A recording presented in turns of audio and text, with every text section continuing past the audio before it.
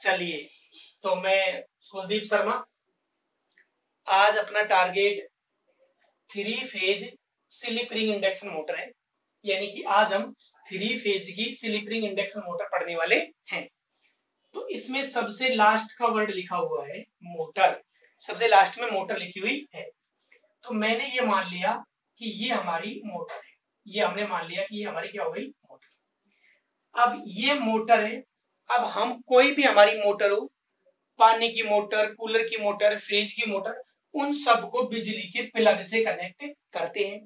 तो ये जो हमारी मोटर है, इसको भी हम किससे कनेक्ट करेंगे, सप्लाई से। चलिए, तो ये हमने मान ली कि ये हमारी वाइंडिंग है, ये हमने मान ली ये हमारी क्या हो गई, वाइंडिंग हो गई, ये हमारी वाइंडिंग है। और इस वाइंडिंग को हमने वोल्टेज से कनेक्ट कर दिया है। हम आपको दो बातें पहले बता देते हैं कि इस वाइंडिंग को हमने किससे कनेक्ट किया है, वोल्टेज से। लेकिन ये जो वाइंडिंग है वो कितने फेज की होगी, 3 फेज की होगी। 3 फेज की होगी क्योंकि ये हमारी मोटर ही 3 फेज की है। तो अगर मैं कहूं 3 फेज की मोटर है, 3 फेज का जनरेटर है, 3 फेज का अल्टरनेटर है, तो वास्तव में उसमें 3 फेज की क्या होती है, वाइंडिंग होती है। डन है। अब देखो 3 फेज की वाइंडिंग, ये जो वाइंडिंग है इसका नाम प्राइमरी वाइंडिंग है। जैसे हमारी प्राइमरी और सेकेंडरी वाइंडिंग ट्रांसफार्मर में होती है। अब देखो ये जो प्राइमरी वाइंडिंग अगर 3 फेज की है तो या तो ये स्टार में होगी या ये फिर किस में होगी, डेल्टा में होगी।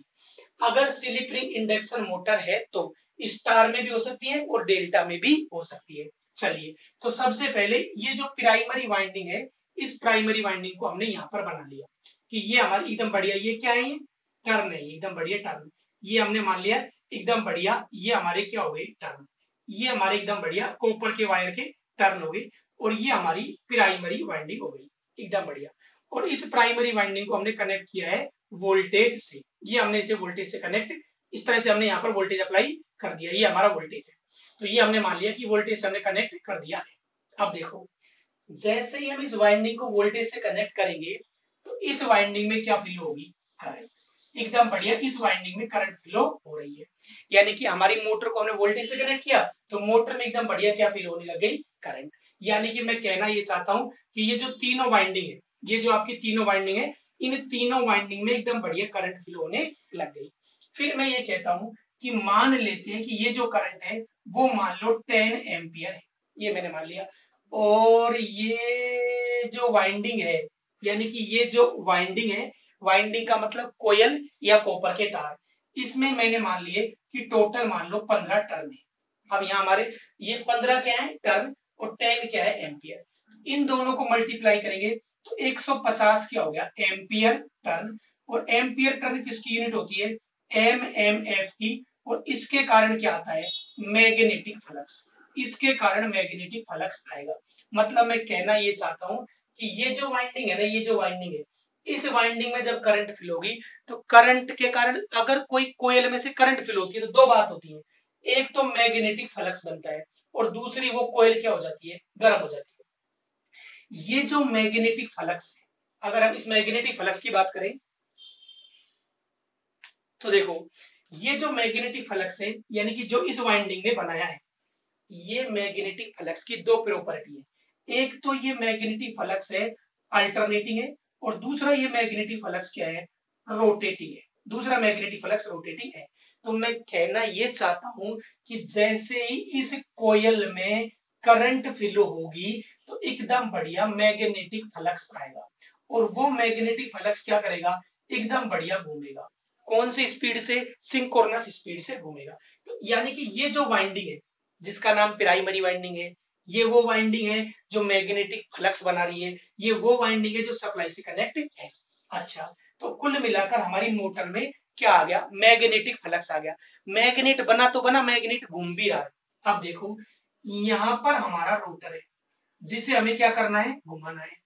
रोटर में स्लोट है, ये रोटर है, रोटर में क्या हो गया, देखो फीलिंग लो, बिना फीलिंग तो पढ़ाई नहीं जाएगा। ये स्लोट है, ये हमने मान लिया स्लोट। मोटर, मोटर में रोटर, रोटर में स्लोट, और इस स्लोट के अंदर भी क्या होगी, वाइंडिंग होगी। मतलब मोटर के घूमने वाले भाग को हम क्या कहते हैं, रोटर कहते हैं। उस रोटर में क्या है, सिलोट है, और सिलोट में क्या है, वाइंडिंग। अच्छा, अगर ये यहाँ पर ये जो हमारी प्राइमरी वाइंडिंग है वो भी 3 फेज की है, और सेकेंडरी वाइंडिंग भी 3 फेज की है। तो देखो ये हमारी कौन सी वाइंडिंग हो गई, सेकेंडरी वाइंडिंग। ये हमारी एकदम बढ़िया, ये हमने मान लिया कि ये हमारी सेकेंडरी वाइंडिंग है। तो मोटर, और मोटर में कितनी वाइंडिंग है, 2, प्राइमरी और सेकेंडरी, एक स्टेटर पर और एक रोटर पर। लेकिन इस वाइंडिंग को मैंने किसी सप्लाई से कनेक्ट नहीं किया। तो देखो क्या होगा, जब ये मैग्नेटिक फ्लक्स घूमेगा, मतलब आप ये समझो ये कॉपर की कोयल है। अच्छा, रोटर, रोटर का सिलोट, सिलोट में कॉपर की ये कोयल है। इस कोयल में कोई वोल्टेज नहीं है, कोई फ्लक्स नहीं है, जब इस, यानी कि कोई करंट भी नहीं है। जब इस कोयल का संपर्क हो जाएगा किससे, मैग्नेटिक फ्लक्स से। मैं कहना ही चाहता हूं कि जब ये मैग्नेटिक फ्लक्स घूमेगा, मैग्नेट घूमेगा, मैग्नेटिक फ्लक्स, तो इसका संपर्क इस कॉपर की कोयल के तार से होगा। इसमें क्या उत्पन्न होगा, ईएमएफ उत्पन्न होगा।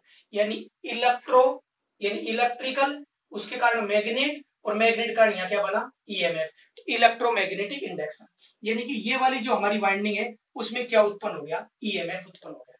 अच्छा, अगर ये वाइंडिंग ओपन हो तो करंट नहीं फील होगी, लेकिन ये वाइंडिंग हमेशा क्या होती है, शॉर्ट सर्किट।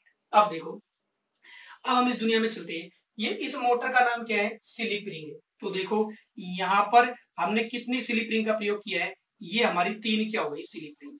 ये हमारी स्लिप रिंग हो गई। अब ये स्लिप रिंग क्या है, स्लिप रिंग इंडक्शन मोटर में ये स्लिप रिंग क्या होती है, ये हमने मान लिया इस तरह से, ये हमारी स्लिप रिंग है। ये स्लिप रिंग हमने मान ली। अब देखो ये वाला वायर यहाँ पर कनेक्ट है, ये यहाँ पर कनेक्ट है, और ये यहाँ पर कनेक्ट है। अभी भी ये वाइंडिंग आपकी ओपन है, ये तीनों टर्मिनल ओपन है, डन है। तो मोटर, मोटर में रोटर, रोटर में सिलोट, सिलोट में वाइंडिंग, कितने फेज की, 3 फेज की। और 3 फेज की वाइंडिंग से 3 क्या लगी हुई है, स्लिप रिंग। और सबसे इंपॉर्टेंट है ये, यानी कि ये 3 हमने क्या लगा रखे हैं, रेजिस्टेंस। ये हमारे 3 रेजिस्टेंस है। इस तरह से हमने 3 रेजिस्टेंस मान लिए। तो ये हमारा वायर है। देखो सबसे इंपॉर्टेंट है, आराम से समझिए, कोई हड़बड़ी नहीं है, कोई जल्दबाजी नहीं है। हमें कौन सा हिमालय बजाकर चढ़ना है, ये हो गया। तो ये 3 स्लिप रिंग और 3 के आगे रेजिस्टेंस। अब क्या हुआ, ये मैग्नेटिक फ्लक्स घूम रहा है, रोटेट कर रहा है, इसके कारण रोटर की वाइंडिंग है, वाइंडिंग का कंडक्टर है, उसमें क्या उत्पन्न हुआ, ईएमएफ, और ईएमएफ के कारण क्या फील होगी, करंट। तो इस वाइंडिंग में क्या फील होने लग गई, करंट, यानी रोटर की वाइंडिंग में फील हो रही है करंट। तो स्टेटर का तो फ्लक्स और रोटर की वाइंडिंग की करंट, यानी कि ये आपका फ्लक्स और रोटर की वाइंडिंग की करंट, इन दोनों के बीच में रिएक्शन होगी। क्या कहा मैंने, स्टेटर का तो फ्लक्स और रोटर की करंट, इन दोनों के बीच में रिएक्शन होगी, और उसके कारण क्या उत्पन्न होगा, टॉर्क उत्पन्न होगा। क्या उत्पन्न होगा, टॉर्क। तो अगर हम बात करें टॉर्क की, तो टॉर्क प्रोपोर्शनल होता है फाई I2, और उसके अलावा क्या है, कोस फाई 2, यानी कि फाई I2 और कोस फाई 2। अब देखो हम क्या कह रहे हैं, ये सबसे इंपॉर्टेंट आ गया यहाँ पर टॉर्क। अच्छा, यहाँ करंट फ्लो हो रही है, समझ में आया। करंट के कारण मैग्नेट बना, ये भी समझ में आया। मैग्नेट के कारण ईएमएफ उत्पन्न हुआ और करंट फ्लो हो रही है, इतना भी समझ में आया। मैग्नेटिक फ्लक्स और रोटर की वाइंडिंग की करंट, इन दोनों के बीच में रिएक्शन हुई, और उसके परिणाम स्वरूप क्या उत्पन्न हुआ, टॉर्क। अच्छा, और कोस फाई 2 हो रहा है। मैं देखो क्या कह रहा हूँ, मान लेते हैं हमारा घर है ना चढ़ाई पर है, तो हम क्या कर रहे हैं, साइकिल से जा रहे हैं ऊपर, और सीट पर बैठे हुए हैं। तो हम उस साइकिल के पहिए को घुमाने के लिए क्या लगाते हैं, पेडल। तो जब हम पेडल लगाते हैं तो हमारे साइकिल का पहिया कहाँ जाता है, हम एकदम बढ़िया फोर्स लगा रहे हैं, तो पहिया कहाँ जा रहा है, आगे। तो किसी गोल वस्तु को घुमाने के लिए जो हम फोर्स लगाते हैं ना, वही क्या कहलाता है, टॉर्क।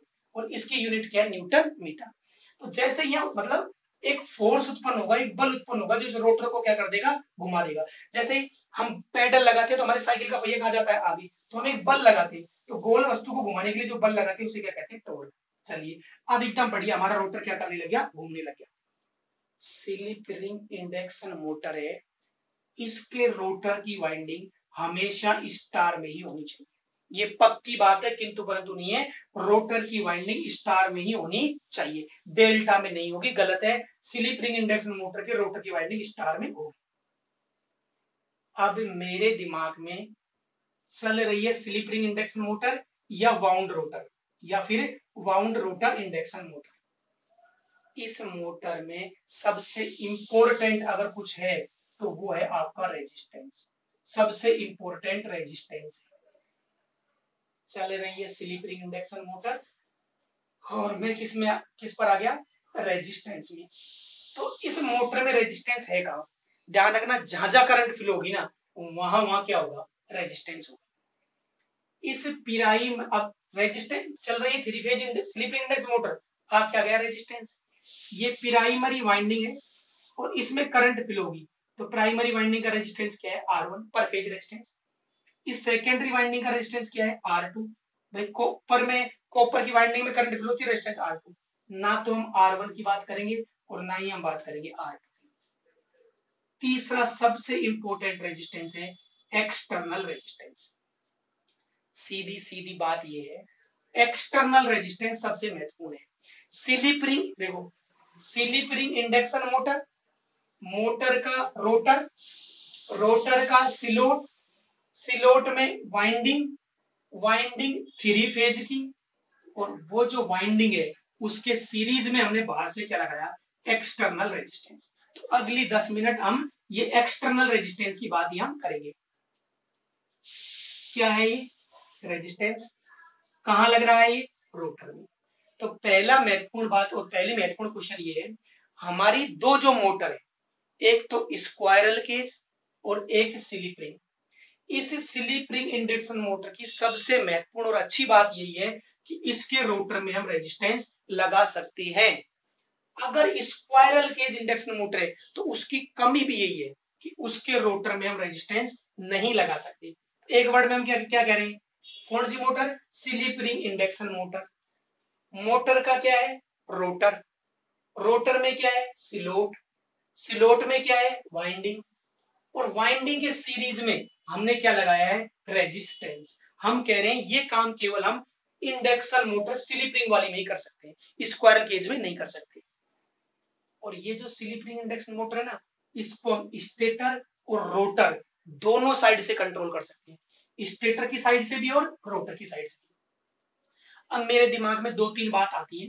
पहला विचार तो ये आता है कि आपने ये रेजिस्टेंस लगाया क्यों, कहां पर, अच्छा इसको रेजिस्टेंस आप कह सकते हैं, एक्चुअल में इसको बोलते हैं वेरिएबल रेजिस्टेंस, और उससे भी बढ़िया हम इसे बोलते हैं रियोस्टेट।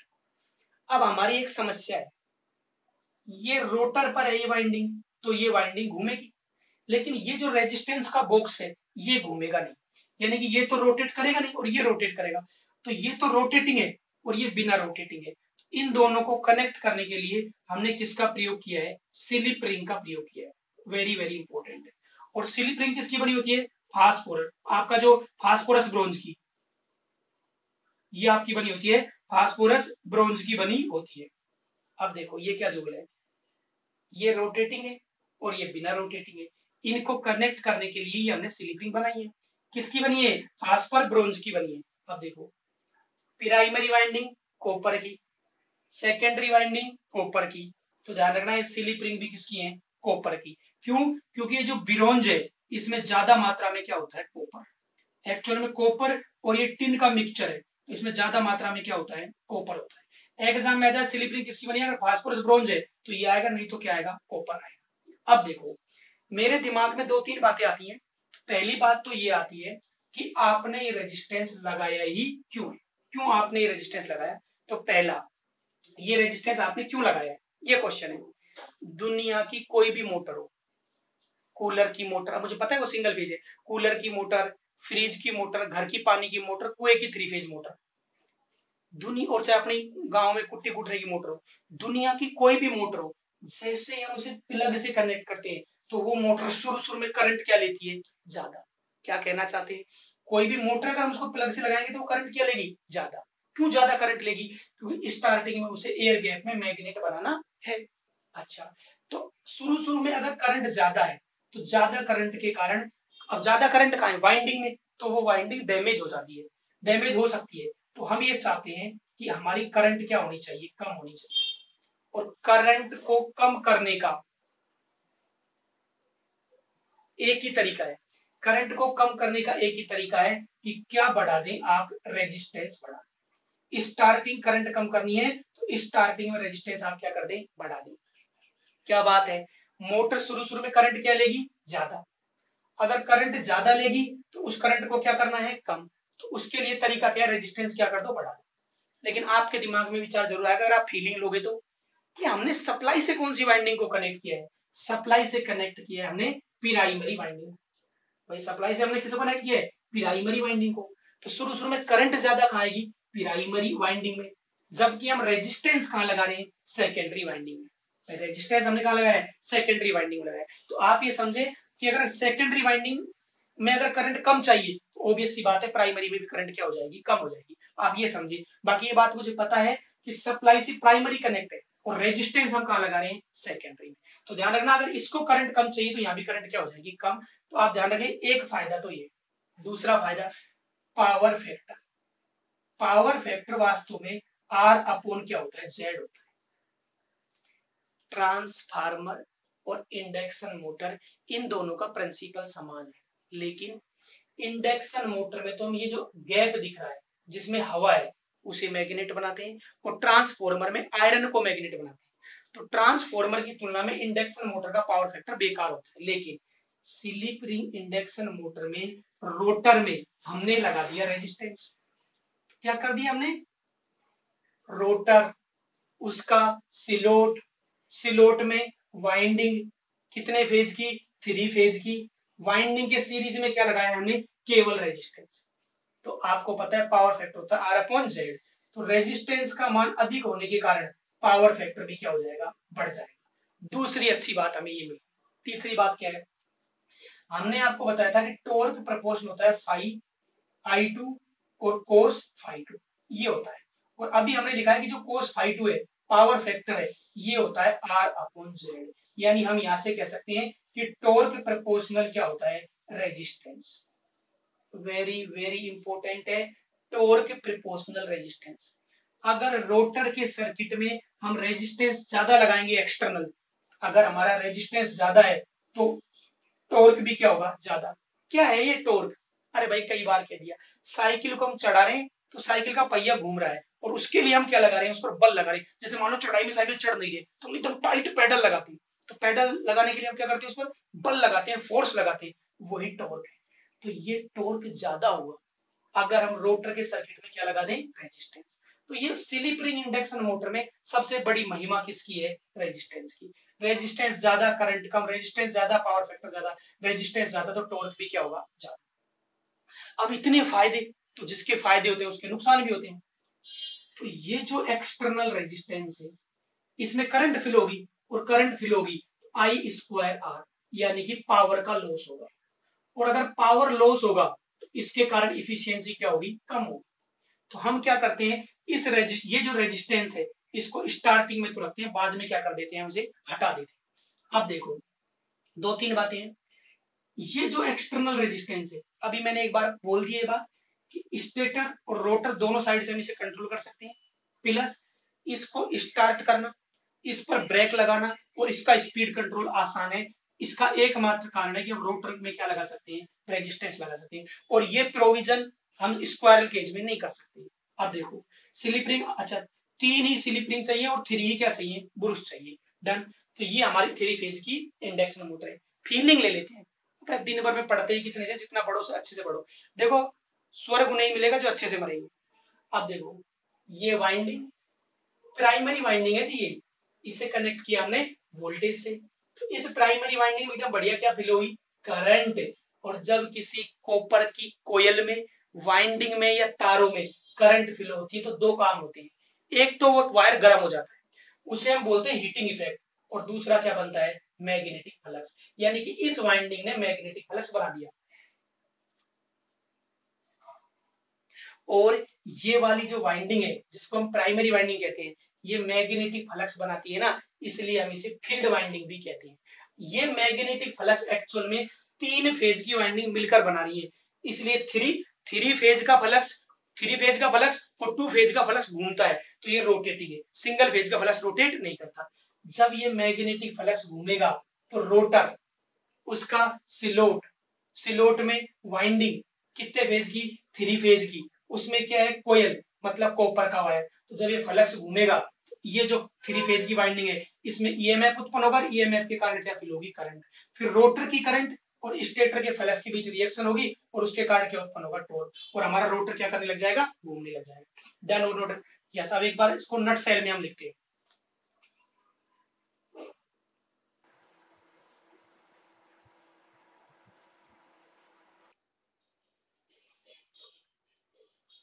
चलिए, तो हम इसे नट सेल या फिर कंक्लूजन कह सकते हैं।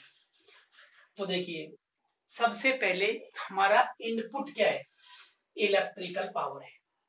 आउटपुट में कुल मिलाकर क्या घूम रहा है, रोटर, यानी कि मैकेनिकल पावर है। तो दुनिया की कोई भी मोटर हो उसको हम बिजली से कनेक्ट करते हैं, मतलब इलेक्ट्रिकल पावर, और बदले में मोटर क्या करती है, घूमती है, यानी कि मैकेनिकल पावर। इंडक्शन मतलब एसी मोटर है और 3 फेज की है। एक्चुअल में सिंगल फेज और 3 फेज एसी में ही होते हैं, और 3 फेज की मोटर है, मतलब 3 फेज की मोटर का मतलब 3 फेज की उसमें वाइंडिंग है। अच्छा, ये रोटर का स्लॉट है और ये रोटर की वाइंडिंग है, मतलब रोटर का स्लॉट और रोटर की वाइंडिंग, इसके बीच इंसुलेशन चाहिए ही चाहिए। लेकिन जो हमारी स्क्वायरल केज मोटर है उसमें यहाँ पर इंसुलेशन नहीं चाहिए। फिर कल परसों एक व्हाट्सएप ग्रुप में क्वेश्चन चल रहा था, स्टेटर के पोल और रोटर के पोल बराबर होते हैं या बराबर ही होते हैं, स्टेटर के पोल और रोटर के पोल। अब ये क्या झूल है, हम आपको थोड़ा सा फील करवाएंगे कि स्टेटर के पोल कहाँ है। मैंने तो कोई पोल बनाया नहीं भाई, स्टेटर की वाइंडिंग को हम वोल्टेज से कनेक्ट करेंगे, तो स्टेटर की वाइंडिंग मैग्नेट बनाती है, तो एक्चुअल में वो मैग्नेटिक पोल बनाती है, और जितने पोल स्टेटर पे बनेंगे उतने के उतने पोल किस पर बनते हैं, रोटर पर। लेकिन स्टेटर के स्लॉट और रोटर के स्लॉट बराबर नहीं होते। अच्छा, स्टेटर और रोटर बोथ साइड से हम स्लिप रिंग इंडक्शन मोटर को कंट्रोल कर सकते हैं, जबकि स्क्वायरल केज को केवल स्टेटर की साइड, मतलब साइड से कंट्रोल कर सकते हैं। रोटर का स्लॉट है, उसमें 3 फेज की वाइंडिंग है, वो स्टार में ही होनी चाहिए, ये स्टार में ही होती है। जबकि स्टेटर, उसमें भी 3 फेज की वाइंडिंग है, वो स्टार या डेल्टा किसी में भी हो सकती है। ये जो लाइन है ये मेड जी की नोट्स में लिखा हुआ है कि भाई रोटर है और स्टेटर है, ये यूं कहें रोटर पर जो वाइंडिंग होती है वो स्टेटर की तरह शॉर्ट पिच होती है, ये लिखा हुआ है मेड जी के नोट्स में। अभी मैंने पढ़ाया था तब आपको नहीं बताया, बाकी मेरे को बात पता थी कि जो रोटर है, रोटर में जो वाइंडिंग है वो शॉर्ट पिच होती है स्टेटर की तरह। शॉर्ट पिच का फायदा क्या है, हार्मोनिक्स घट जाती है। अच्छा, और आपको पता है शॉर्ट पिच में कॉपर भी कम चाहिए और वेव फॉर्म भी इंप्रूव होती है।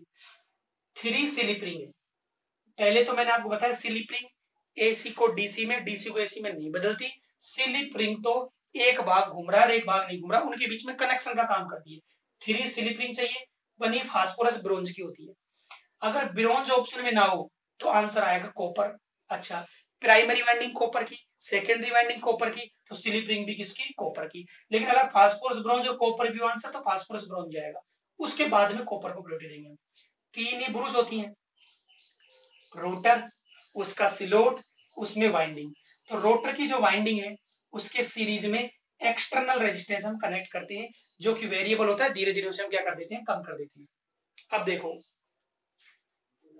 ये देखिए करंट। अच्छा, ये जो रेजिस्टेंस हमने कनेक्ट किया, क्या फायदा है, रेजिस्टेंस बढ़ जाने से करंट कम हो जाती है, स्टार्टिंग करंट घट जाएगी। Power factor R upon Z, तो रेजिस्टेंस बढ़ जाने से पावर फैक्टर भी बढ़ जाता है। पावर फैक्टर मतलब इंप्रूव हो जाता है। टॉर्क, जिसकी यूनिट न्यूटन मीटर है, टॉर्क कुछ नहीं वास्तव में फोर्स ही है, लेकिन गोल वस्तु पर लगने वाला फोर्स टॉर्क कहलाता है, प्रोपोर्शनल R2। स्टार्टिंग टॉर्क बढ़ जाता है, रेजिस्टेंस बढ़ेगा तो टॉर्क बढ़ जाएगा, लेकिन अब रेजिस्टेंस में करंट फील होगी तो आई स्क्वायर आर, पावर लॉस भी होगा, तो पावर लॉस बढ़ता है, एफिशिएंसी घट जाती है। इसकी कॉस्ट भी ज्यादा है, ये कॉम्प्लिकेटेड भी है, और इसका दूसरा नाम वाउंड रोटर इंडक्शन मोटर तो है ही। इसका स्पीड कंट्रोल, इसका स्टार्टिंग और इसकी जो ब्रेकिंग है, इसके मेथड भी ज्यादा है और आसान भी है, बजाय किसके, स्क्वायरल केज के। धन्यवाद। ये हमारा स्लिप रिंग इंडेक्स मतलब इंडक्शन मोटर का तीसरा लेक्चर है।